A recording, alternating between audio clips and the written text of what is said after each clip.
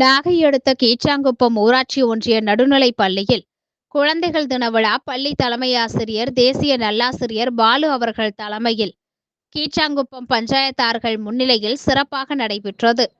நாகப்பட்டினம் மருத்துவக் கல்லூரி மருத்துவமனை பேராசிரியர் மாவட்ட குழந்தைகள் நல மருத்துவர் டாக்டர் விஜயகுமார் சிறப்பு விருந்தினராக பங்கேற்று மாணவர்களுக்கு பரிசுகள் வழங்கி சிறப்புரையாற்றினார். முன்னாள் நாட்டார் RMP ராஜேந்திரன், MSR சீ-ஃபுட் உரிமையாளர் MSR அவர்கள் வாழ்த்துரை வழங்கினார்கள். இலக்கிய மன்ற போட்டிகளில் வெற்றி பெற்றவர்களுக்கு பரிசுகள் வழங்கப்பட்டது. இதர செயல்பாடுகளில் சிறந்து விளங்கும் மாணவர்களுக்கு பரிசு வழங்கி டாக்டர் சிறப்புரையாற்றினார். முன்னதாக ஜவஹர்லால் நேரு, பாரதியார், வ.உ.சி. வேடம் அணிந்து மாணவர்கள் பேரணி நடைபெற்றது. இறுதியில் மாணவர் மன்ற பொறுப்பாசிரியர் மகிழரசி நன்றி கூறினார்.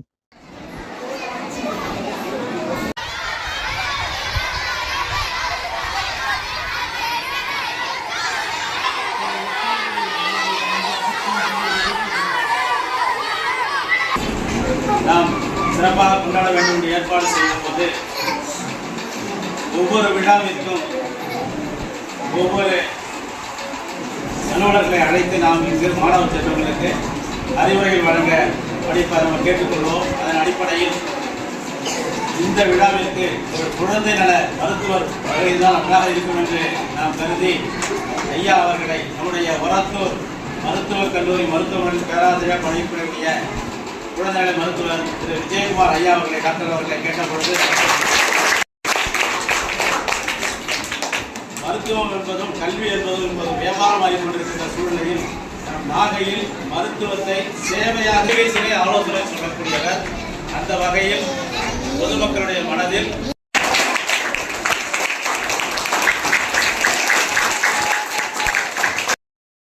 அதாவது உங்களுக்கு ஆரோக்கியத்திற்கும் மருத்துவத்திற்கும் எப்போது தேவையோ நீங்கள் மருத்துவரை அணுகலாம். உங்களுக்கு தக்க ஆலோசனை வழங்குவார்கள். அந்த வகையில் இன்று குழந்தைகள் தின விழாவில் அவர்கள் நம் பள்ளிக்கு வருகைதான் சிறப்பாக இருக்கும் என்று கருதி பஞ்சாயத்து மாணவர்கள் மகிழ்ச்சியாக இருப்பதற்காக நாம் பல்வேறு போட்டிகளை நடத்தி வெற்றி பெற்ற மாணவர்களுக்காகவும் அந்த குழு எந்த குழு ஒவ்வொரு மாதம் வெற்றி பெறுவதோ அந்த பரிசுகளும் கேடயங்களும் வழங்கப்படுகின்றது. அந்த வகையில் ரேங்க் போட்டர்ஸுக்கு ஒரு பேட்ச், இது இல்லாமல் இதர செயல்பாடுகள் அவன் குப்பையை பொறுக்கி கூடையில் போடுறது, மக்கும் குப்பை மக்கா குப்பை பிரிக்கிறது, ஐடி கார்டு டைப் பண்ணிட்டு நீட்டாக அணிஞ்சிட்டு வர்றது, இதே மாதிரி மாணவர்களுக்கு ஒரு வகுப்புலையும் ஒரு மாணவன் ஒரு மாணவிக்கு மதிப்பெண் வழங்கப்பட்டு அவர்களுக்கு ஐ ஆம் தி பெஸ்ட் அப்படிங்கிறது ஒவ்வொரு வகுப்புக்கும் தனியாக போறாங்க. அப்போ ஒரு ஸ்கூலுக்கு போறாங்க. ஸ்கூலுக்கு போனோட எல்லா குழந்தைங்களும் ரொம்ப சந்தோஷமா வந்து அவங்க பேசிட்டு இருக்காங்க. அப்போ ஒரே ஒரு பையன் மட்டும் வரல, கிளாஸ் ரூம்லேயே உட்காந்துருக்கான், சிரிக்கவும் இல்லை. எல்லா ஸ்டூடெண்ட்டும் போய் வேறு மாமாட்ட சொல்றாங்க, இந்த பையன் வந்து யார்கிட்டையும் பேச மாட்டான், சிரிக்க மாட்டான், இல்லை நான் அந்த குழந்தைய கண்டிப்பா நான் பார்த்தே ஆகணும் அப்படின்னு சொல்லிட்டு அந்த வகுப்பறைக்குள்ள போயிட்டு அந்த பையனை போய் பார்க்குறாரு. பார்த்துட்டு தன்னுடைய பையில சீப்பை எடுத்து என்ன பண்றாரு, தன்னுடைய வழுக்க வண்டியில அப்ப குழந்தைகள் வந்து எப்படி மகிழ்ச்சியா வச்சிருக்கணும் அப்படிங்கிற ஒரு சின்ன நுணுக்கத்தை வந்து அவங்க தெரிஞ்சிருக்காரு. அதனாலதான் வந்து எல்லா குழந்தைகளுக்குமே வந்துட்டு நேரு மாமானா ரொம்ப பிடிக்கும். 9 வருடங்கள் வந்து சிறைச்சாலையிலேயே இருந்திருக்காரு. தன்னுடைய மகளுக்கு வந்து சிறைச்சாலையில இருந்த அந்த அதிகமா படிப்பாரு. தன்னுடைய சுயசரிதையை எழுதுவார். அதெல்லாம் தன்னுடைய அறிவை வந்துட்டு மேம்படுத்திக்கிறது வந்து சிறைச்சாலையில தான் அப்படிங்கிற வந்து ஒரு வார்த்தையை சொல்லியிருக்காரு.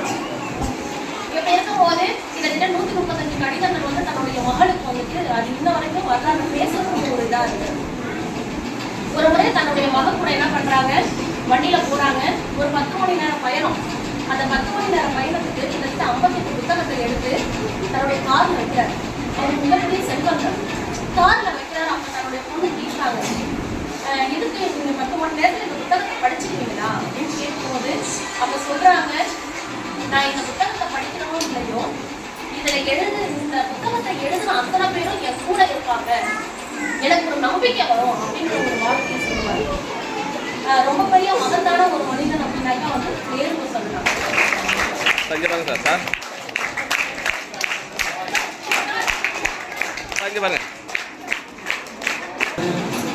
குழந்தைகளை வாழ்க்கையை நல்கி கொண்டிருக்கக்கூடிய குழந்தைகள் மருத்துவர் மழலைய மருத்துவர் ஐயா விஜயகுமார் அவர்கள் வீட்டு பிள்ளையாக இருந்த காலத்திலே இந்த நாடு வெள்ளையர்களுக்கு அடிமை. அடிமை என்று சொல்லும் போது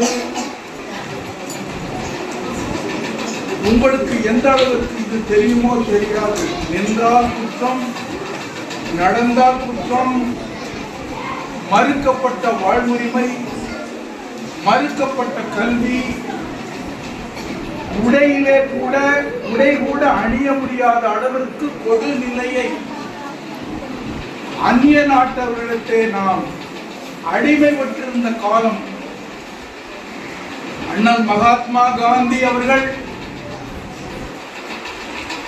கத்தி எடுக்காமல், துப்பாக்கி எடுக்காமல் மிக தெளிவாக அகிம்சை வழியில் இந்த நாடு விடுதலை அடைய வேண்டும் என்பதற்காக வெள்ளை ஏகாதிபத்தியத்தை எதிர்த்தார். ஆனால் அந்த வெள்ளை ஏகாதிபத்தியத்தை எதிர்த்த போது பண்டிதர் ஜவஹர்லால் நேருனுடைய தந்தை, இவருடைய தந்தை பேர் மோத்திலால் நேரு.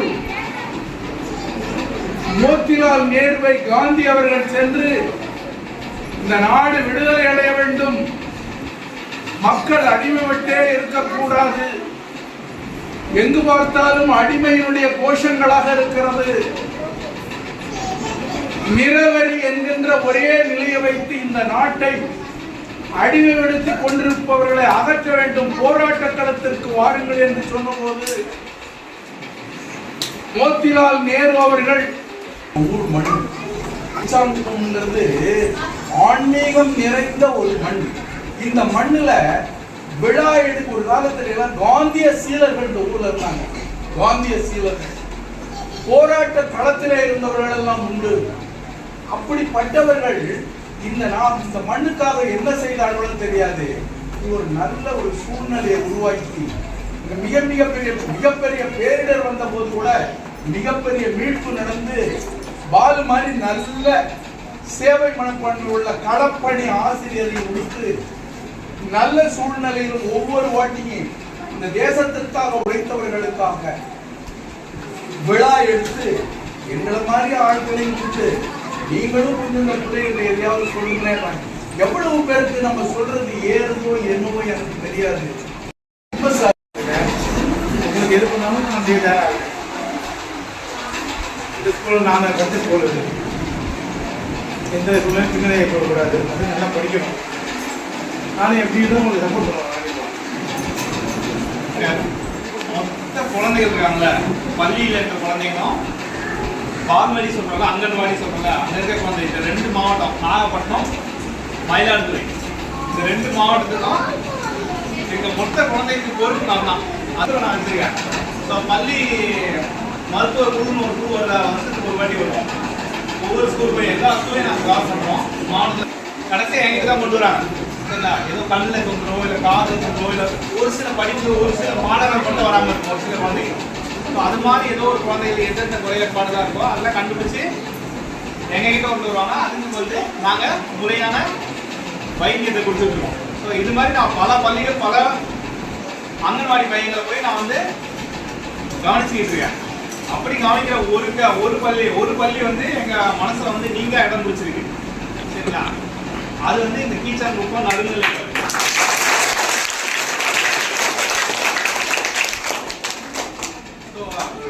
நான் வந்து எந்த ஸ்கூல் போனாலும் ஸ்கூல் பசங்களோட ஒரு தன்மை இருக்கு. அவங்க வந்து ரொம்ப என்ன சொல்ற வேகமா இருப்பாங்க, பேசிக்கிட்டே இருப்பாங்க, ஒரு மாதிரி ஒரு கசன ஒரு சவுண்ட் வந்துட்டே இருக்கும். ஸோ அது மாதிரிலாம் இல்லாமல் ஸோ ஆரம்பத்துலேருந்து அந்த ஒழுக்கத்தை வந்து ஆழமா பதிச்சிருக்காங்க. சரிங்களா, இங்க இருக்க பள்ளி ஆசிரியர்கள் அனைவரும். சரிங்களா, இந்த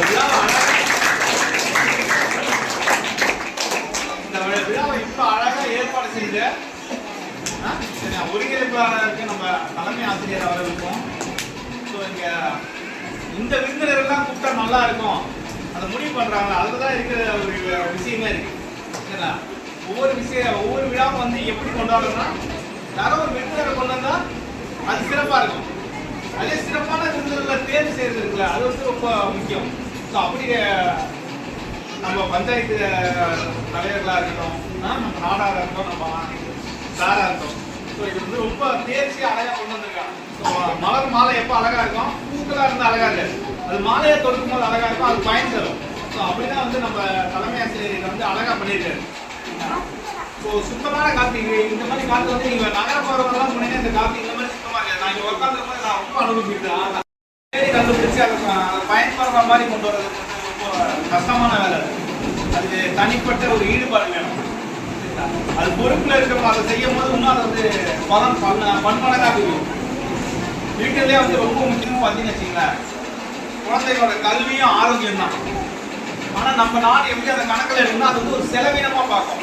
இதுல இருந்து வருவாய் ஈட்ட முடியாது. இதுல வந்து ஒரு செலவுகள் தான் வரும். ஆனால் இது வந்து செலவு கிடையாது, இது வந்து ஒரு முதலீடு. சரிங்களா? ஒரு ஆரோக்கியமான தலைமுறை அடுத்த தலைமுறை வந்தால் நாட்டை அடுத்த லெவல் கொண்டு போக முடியும். ஸோ கல்வியும் மருத்துவம் வந்து மக்களோட அடிப்படை தேவை. அது அரசாங்கம் இலவசமா எல்லாருக்கும் ஒரே சமமாக தரணும். நம்ம ஊர்ல கொஞ்சம் ஏற்றத்தாழ்வுகள் இருக்கு, அதிகமான பொறுப்பு இருக்காங்கன்னா அதை வந்து ரொம்ப நல்ல முறையில் கொண்டு இருக்காங்க. ஸோ நாகப்பட்டினம்ன்றது ரொம்ப பேர் போன ஒரு ஊர். சரிங்களா? ஸோ அதுல இருந்து உங்களெல்லாம் பார்க்கறது ரொம்ப சந்தோஷம். இதுல நிறைய விளையாட்டு போட்டிகளை சொல்லுது, நீங்க பங்கேற்றிருக்கீங்க, நிறைய என்ன சொல்றது உங்க திறமைகள்லாம் காமிச்சிருக்கீங்க. ஸோ விளையாட்டு ரொம்ப முக்கியம். சரிங்களா? விளையாட்டுல தான் நீங்க வந்து முக்கியமான ஒரு பண்பை கத்துக்கீங்க. போராடணுன்ற ஒரு பண்பு அதுல தான் வரும். குழுவா செயல்படணும். எங்க போனாலும் நம்ம குழுவா தான் செயல்பட்டாகும்.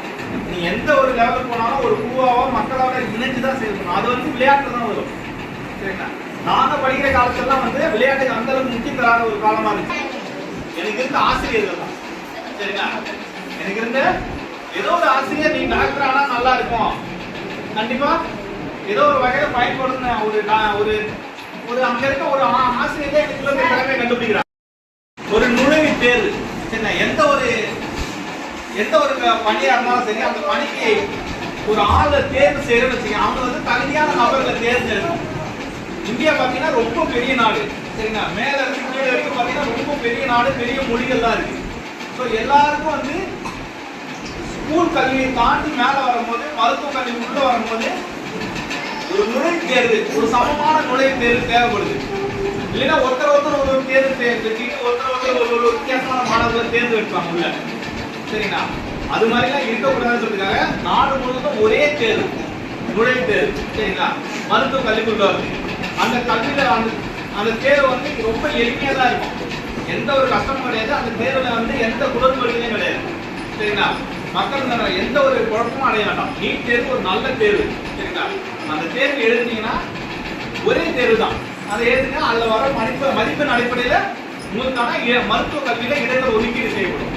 சரிங்களா? அப்படிதான் இருந்துச்சு. நான் வந்து ஒரு மருத்துவத்துக்குள்ள வரும்போது நிறைய நுழைவுத் தேர்வு இருந்து கிட்டத்தட்ட நான் ஒரு 50 நுழைவுத் தேர்வு எழுத வேண்டியதா இருக்கு.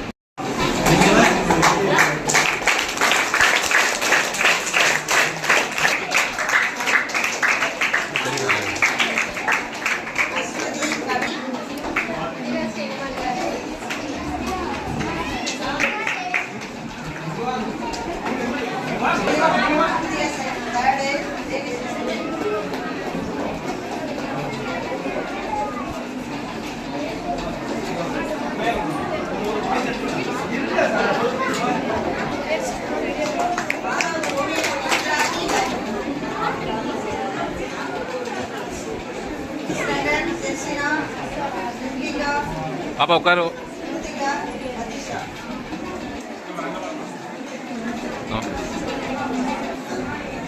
आमा கொஞ்சம் வந்து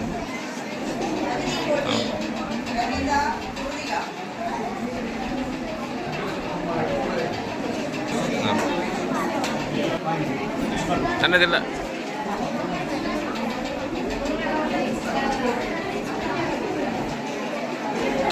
உட்காருமா